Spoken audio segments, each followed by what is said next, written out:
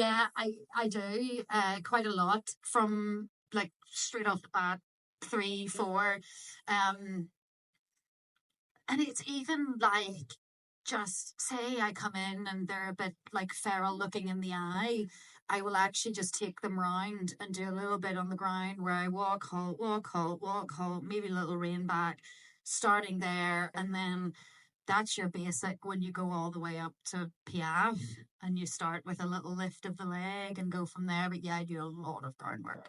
And do you know what? I will say this. I like over the last couple of years, I'd never really taught one to Piaf myself from scratch on the floor. And I kept, thinking, I've got to get someone in to help me. I've got to get someone in to help me. And I kind of was like, oh, I don't have time. Or blah, blah. So I thought I'll just do my best, like myself. And it's totally possible because now I've done two and they can do it. You've just got to keep at it and just be consistent and lots of sugar in the pocket.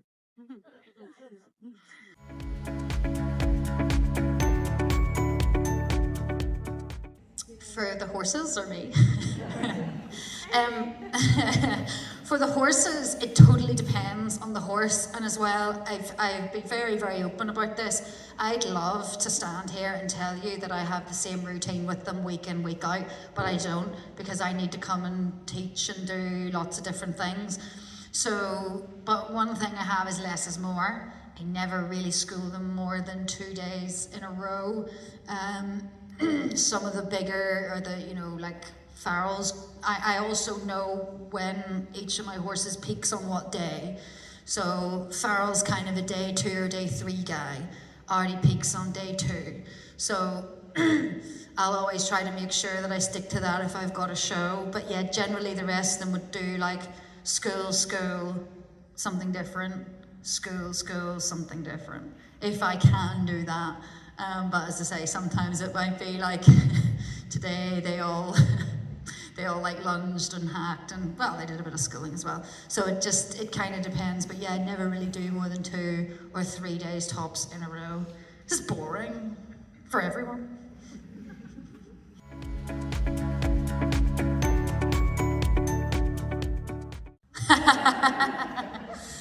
Okay.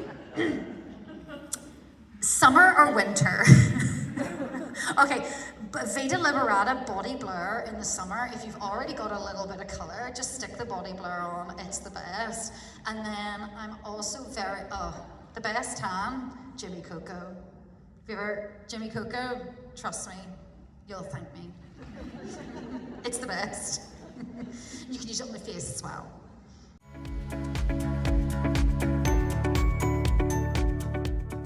An excellent question.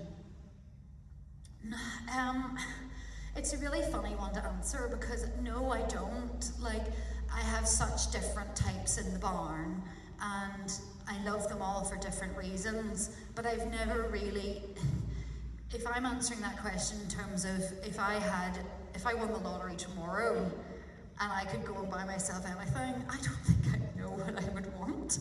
It'd just be like, I don't know. So I definitely, like for me, the most important thing, and I know everybody says this and it's going to sound really cliche, but is temperament. So I just want someone who looks like they want to do it. That's probably the most important thing to me. And I like them sensitive, to be honest. Yeah, I like them quite sensitive and quite hot. I'd rather be wooing than kicking. But especially in terms of like type build, I'll just take everything. I don't mind at all. Big, small. All mine actually though are the same size. They're all 16.2. Shirley might be 16.3. But yeah, they're all around the same size, but they're like very different in their bodies and their builds. But I'll just take everything, I don't mind. Sorry if that was not a very exciting answer.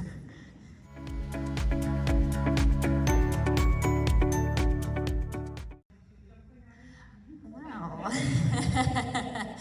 I am going to do an event first, very soon, very soon. I'll say no more. I'll say no more. So yeah, and I thought, well, actually, if I did win the lottery tomorrow, that is what I would be buying. I would buy myself something with a nice ping. I would definitely buy a show jumper. Because I could event, but not too high. I could jump higher. Anyway.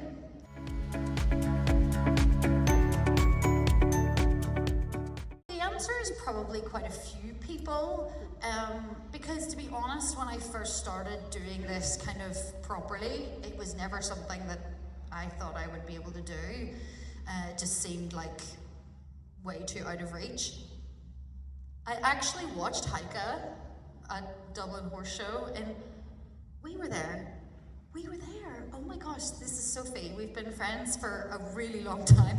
And yeah, we went in that year, and I remember watching Heike and just being like, I'd never seen a horse move like that. And I thought, I really want to do that. And it kind of spiraled from there. So between people like her, and then obviously Carl Hester, who I've trained with for like 12 years or something like that. Him, and then, you know, just anyone that's really good at dressage.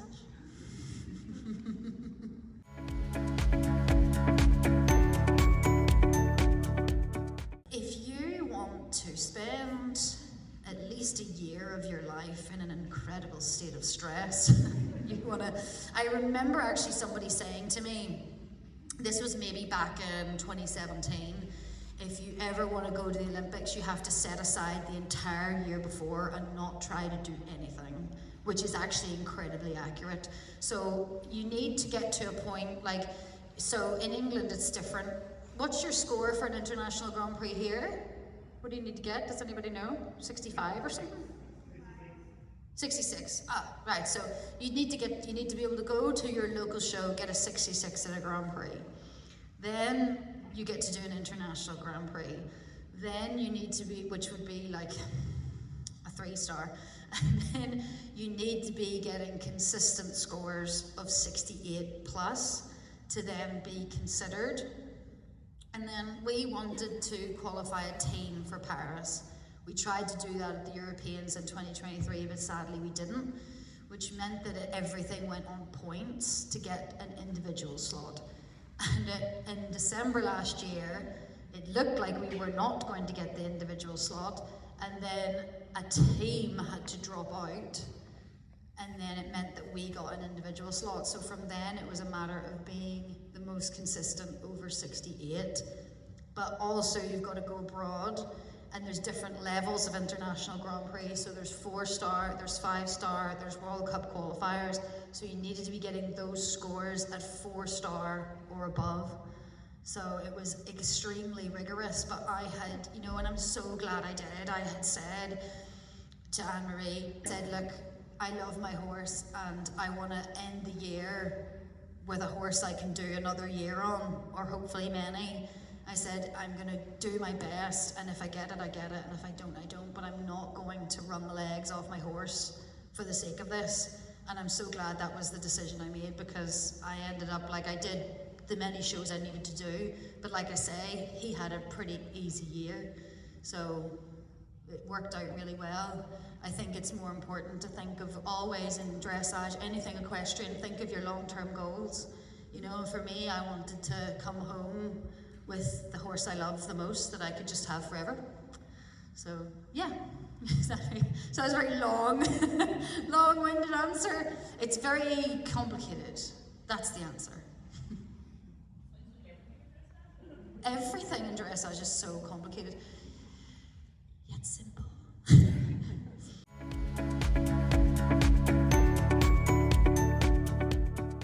Great question. She's just asked, what was my original goal? So when I left here. It was pretty much 15 years ago today, actually, that I left and moved to England. And I thought my goal was to do a Prix St George, and that was it. And then I did a Prix St George, and then I wanted to do a small tour, which is international. That's the first level you get to, as a senior, compete internationally. I did that, and then I wanted to do a Grand Prix, and then I did that, and then I wanted to do an international Grand Prix, and then I did that. And I thought I'd love to do Olympia, and then, London, and then I did that, and then I was like, oh, this could keep going. So yeah, it just kind of, it spiraled. That's all it was. It was a big spiral.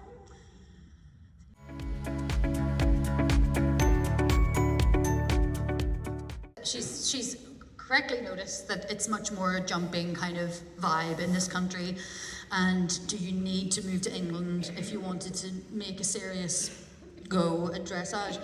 I would say whenever I left, yeah, there was less when I left, and I think it was more necessary then. Now, not so much. I think there's a lot more going on here. I think there's a lot more riders, good riders based in Ireland that people can learn from and that people can, you know, like thrive with. The only issue is the travel, you know, because you need to get to Europe really to do big shows. So if you have the means to make those journeys, then absolutely you can do it. That's what I would say.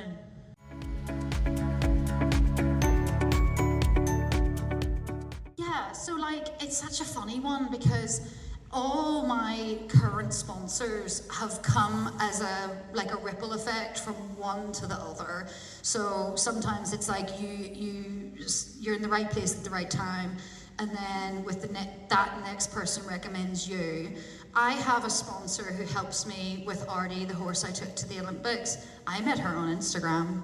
She literally used to slide into my DMs, she will not mind me saying this, and she was like, if I ever own a horse, if I ever own dressage horses, I want it to be with you. And I was like, it's random, but okay. You know, I didn't really think she was serious, but she really was. So I think, but like one thing I say is like, I have been for a long time a bit like an opportunity-aholic, like I just said yes to everything. And especially back in my early days, I would ride anything, and you just find that those things, and it was never because someone saw me doing beautifully, it was because someone just saw that I was like, hello. You know, putting in the effort and riding difficult horses, and then it went from there. So I think you've just got to be super open and be like, yeah, I'll do it, like, yeah, I'll sit on that. Yeah, I'll do that with you, and then it can just go from there.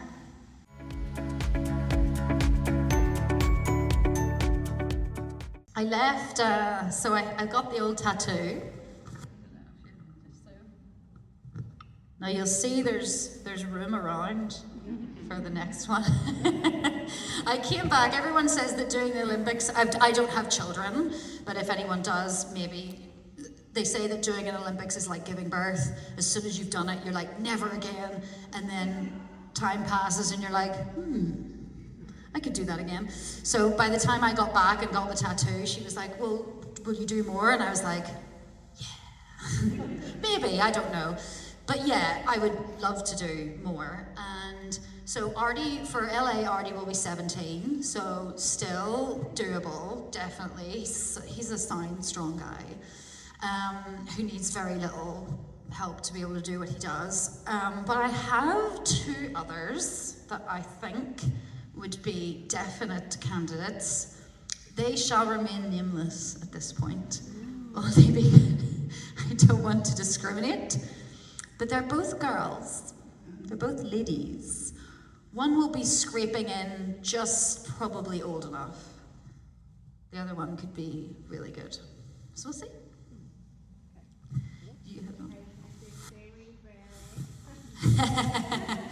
Yes, and their logo's really cool, so it'll look good on my arm when I get the tattoo.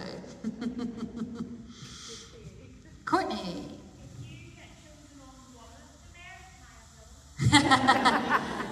Yes, yes you can. Yes, then we can definitely have a team.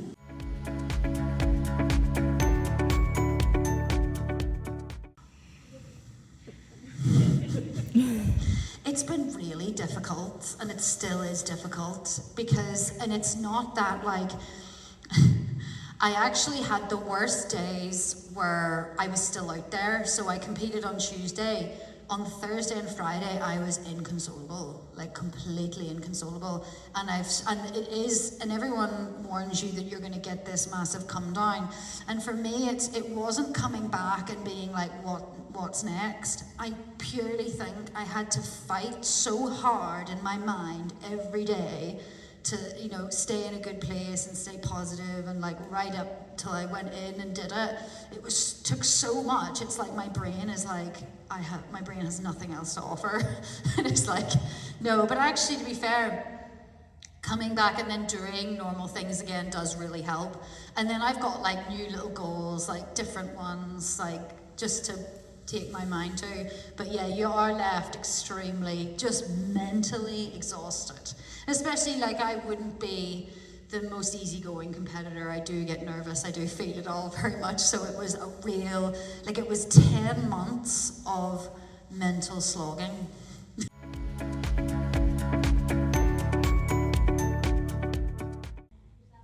Oh, I get those every day, every single day. Some days are better than others. Hello. I think one of the hardest things about like dressage, equestrian, anything specifically, is knowing when it's good enough and when to say, okay, that's fine. And I think it's really easy to ride around with all the negativity that the sport can bring in your head, and you're thinking, oh, if someone was watching, it's like this, it's not this, blah, blah, blah. And then it's really easy to start being like, oh, I'm just useless, I'm not good enough.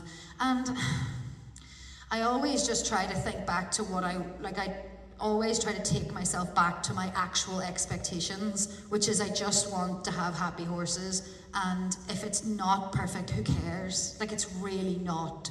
We're not, I always say, like, even in the warm-up, I'll say to people, we're not saving lives here, you know?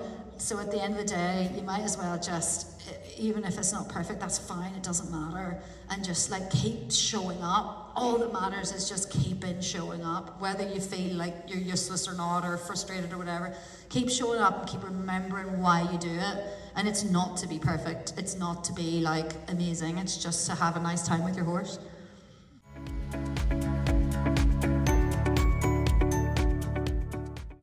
I don't have anything, so no and yes and no.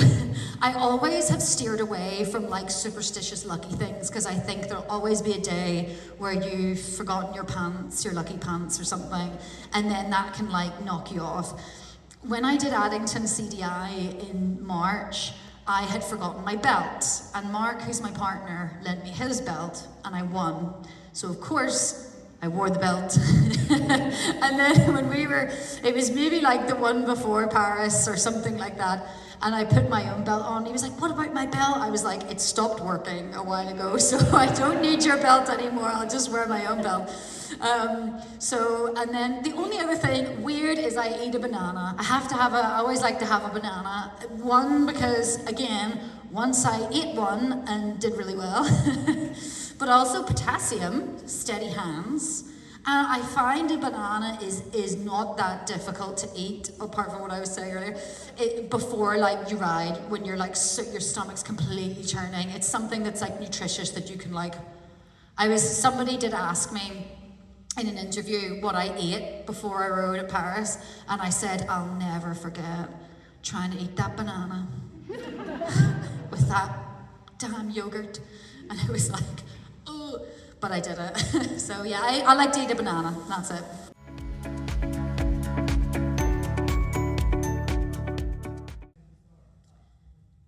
So are you talking more from a mental point of view than a physical? Yeah, I mean, like, this is gonna sound so sad. Sometimes I do wish I'd started younger when I was less damaged. Less like mentally. I'm like, oh, imagine if I'd started this before I was broken in my mind. I'm just kidding, I'm fine. But I mean, I have Debbie. Debbie's my person, and I have her once a month, but I also have her before a show. Yeah, I think like you want to start, I was that kid who, do you remember when you used to have to play the recorder at school? I was the kid that stood like this when you had to play it in front of everybody, and the teacher was always like, just stop, it's fine, I'll give you an A. Because I was shaking like so violently, and I do wonder what it would have been like if I had have actually tried to sort some of that out now. So maybe it is just like speaking about it. And like one thing that really helps me is when I am nervous, you're so desperate to carry on a front that you're not. Saying that you are is actually super powerful, and just being like, oh my gosh, I am panicking here. My psychologist would say name and notice. So start to be like, right, this is how I feel, this is what it is, and then you can park it. The other thing is like at the end of the day, nerves are good.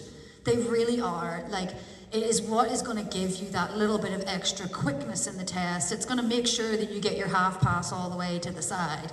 It's going to mean that if you've got a bit of a cold, you're still going to be able to like pull it out on the day. So I think maybe even encouraging her now that like she can turn this into good, like she really, really can, and also turning it into pure focus, I would say too, because yeah, that's one thing. And another one, I could talk about this for so long, is knowing that when you are nervous, anxious, shaking, whatever, you can still do the job. So even saying to her, look, well, you're nervous, but you're doing well, you're doing it, you're doing fine.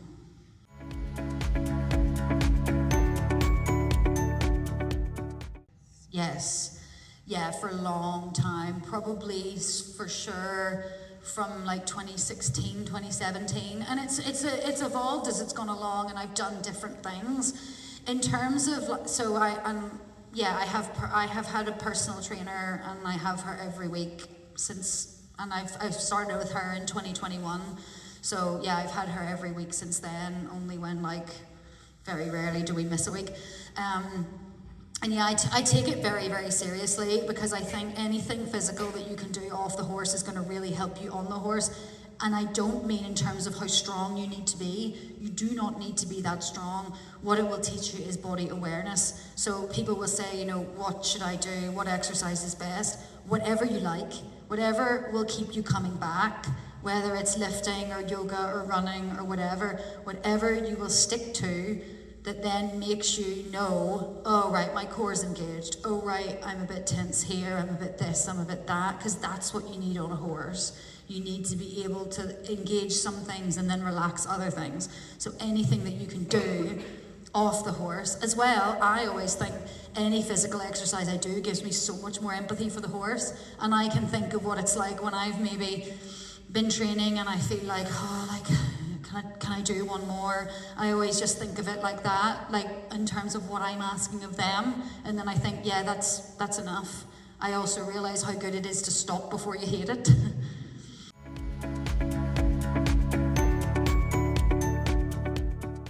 Do you know how it went down with the familiarization? No. Are you aware? No. When you go to when you go to these big events, you get to do familiarization. So everyone gets to ride in the arena as it's set up in the days preceding. So we got to do that in Paris. The team, usually what happens is the team goes in together. Okay, so last year at the Europeans, it's lovely, we're Team Ireland, you get 20 minutes in there. Because at Paris I was an individual, they had to shove me in with a team. Who did I get? Germany. Oh. The first day they didn't show up, I think they were frightened. So I got the whole arena to myself, which was actually worse, I have to say. I would have rather they be in there. And then, then the second day, I knew I was in there with them, and I was like, I am going to ride my corners, and I am not going to move for anybody.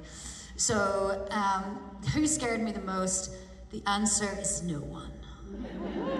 But what I did, which was really cool, was my plan was, so you get 10 minutes in the arena. And I was like, right, in my 10 minutes, I'm going to ride straight in and ride through the test from start to finish.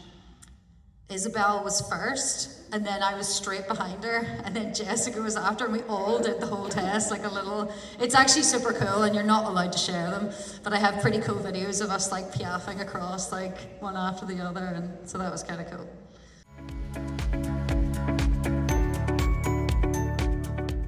Did you give me a rough age? Well, I can't give you an age because they always come to me young. So a lot of lunging. So if anything that I ride, I've ridden from their kind of 4, 5. 5 would probably be the oldest of any of my lot that have come to me. And yeah, the first thing I do is put them on the lunge. If it's safe, I actually put them on like loose, so like no training aid, because I just want to see what they move, you know, because often I haven't seen them ever.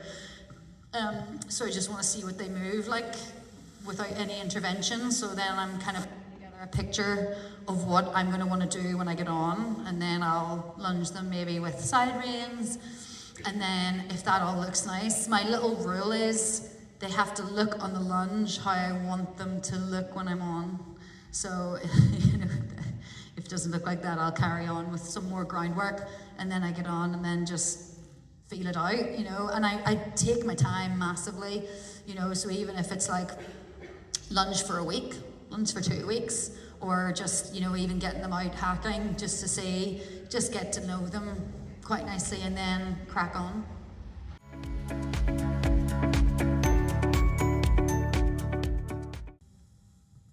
I obey the rule of their number. So 3-year-olds, you do 3 times a week, and 4-year-olds, you do 4 times a week, 5-year-olds, 5, and then the rest do 6 days. My horses actually, as a rule, pretty much only do 5 days a week. But with a 3-year-old, I would be doing lunge day and 2 rides, and maybe with, like, depending on how they are, one of those rides could be a hack, or it could be half hack, like, you know, a little trot around the school just to take the edge off, make sure they're safe, and then get them out hacking. But yeah, then they would only just do three days a week. And I am like very keen on the lunging. They've got to stay like, when mine are 3 and 4, I always make the first day of the week just a lunge day. Maybe like if they're really good, but I don't like to do too much on their backs, too much when they're that age. Oh, sometimes 10, 20 minutes, yeah. Short and sweet, and like, and very much like you just get what you want and it's done. And like realistic expectations, you know, I just want you to go over there and I just want you to go off the leg and canter, and then that's fine. And then you're done.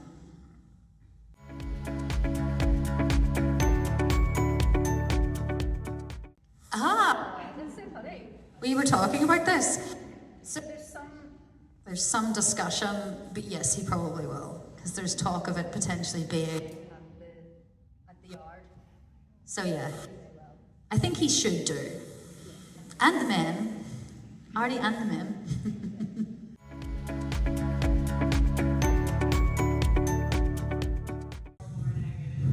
At the minute, it's dreadful, isn't it?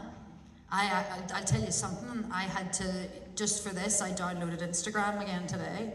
I take it off and I just have, you know, like the business suite app, so I can still post stories and put the odd bit up, because I have had to completely, I can't look at it. It just absolutely, just really depresses me. And I think, and I did that a lot over this year, so I would kind of have long spells where I wasn't looking at anything. It's really hard to do. But yeah. Oh, sorry. It's not great, and I don't really know what the answer is, but we need to, like, something has to be done. I don't know what, but something does. And to be honest, all I think we can do is try to keep pushing, like, positive things, like good content, fun content.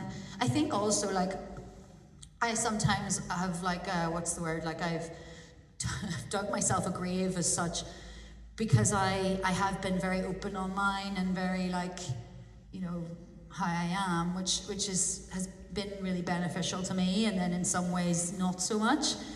But I actually think more people should do that. I think one thing that would really help the sport is people showing that they are people at the end of it. They're not just like someone with a horse and beautifully curated content. There's actually a human being on the other side. So, yeah.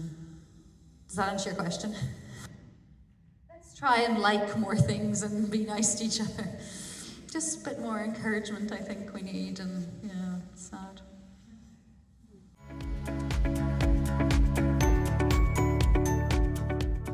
Oh, because Northern Ireland doesn't have its own national federation. So Britain has a national federation and Ireland has a national federation, but Northern Ireland doesn't. So you just have to make your choice as to which one you go for. Controversial as it may be. But yeah, you just gotta, we don't have a federation. We're not big enough. It's just like how Scotland doesn't have one. They just fall under Britain. So we, you know, are that little either or country.